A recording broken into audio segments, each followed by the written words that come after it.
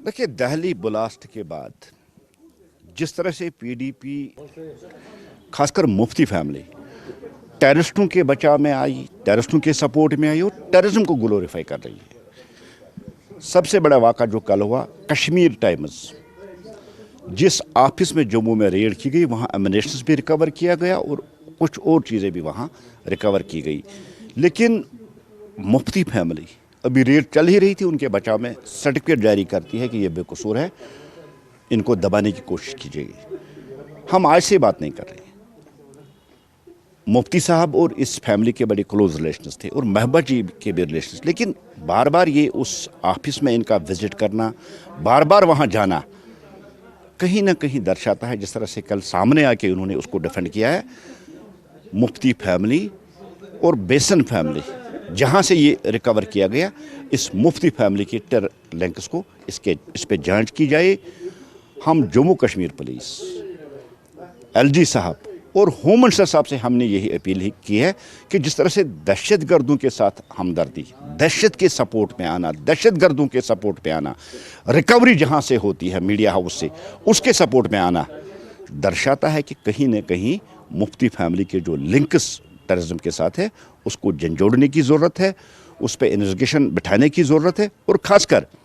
जो ये इन दो फैमिलीज़ की रिलेशन पिछले दहाइयों से रही है, जिसमें एक फैमिली के इस ऑफिस से आज एमुनेशन रिकवर किया गया, उसके बाद लाजमी बनता है कि इनकी भी इन्वेस्टिगेशन की। देखिए, एक पैटर्न जम्मू कश्मीर में पुलिस का रहता है, अगर किसी टेररिस्ट को पकड़ा जाता है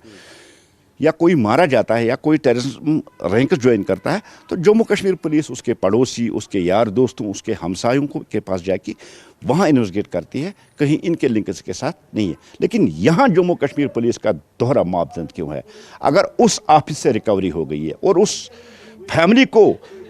मुफ्ती फैमिली सपोर्ट कर रही है, कहीं न कहीं दर्शाता है इसकी टेरर लिंक्स है और इन टेरर लिंक्स पे जांच बिठाने की ज़रूरत है। यही आज हमने प्रेस कॉन्फ्रेंस में कहा और यही अपील आज हमने होम मिनिस्टर साहब की, एलजी साहब से और जम्मू कश्मीर पुलिस से कि मुफ्ती फैमिली और टेरर लिंक्स का जो आपस में है, इसको जांच पिलाई। लेकिन पीडीपी स्पोक्सपर्सन ने अभी जो है प्रेस कॉन्फ्रेंस में कहा कि ये इल्ज़ाम जो है बेबुनियाद है और इस तरह के जो बयानात बीजेपी की तरफ से आते हैं तो उससे यकीनी तौर पर उन ताकतों को तक़वियत मिलती है जो यहाँ के कम्युनल फैब्रिक को डिस्ट्रॉय करने की कोशिश कर रही है। देखिए, कम्युनल फैब्रिक को डिस्ट्रॉय कौन कर रही है?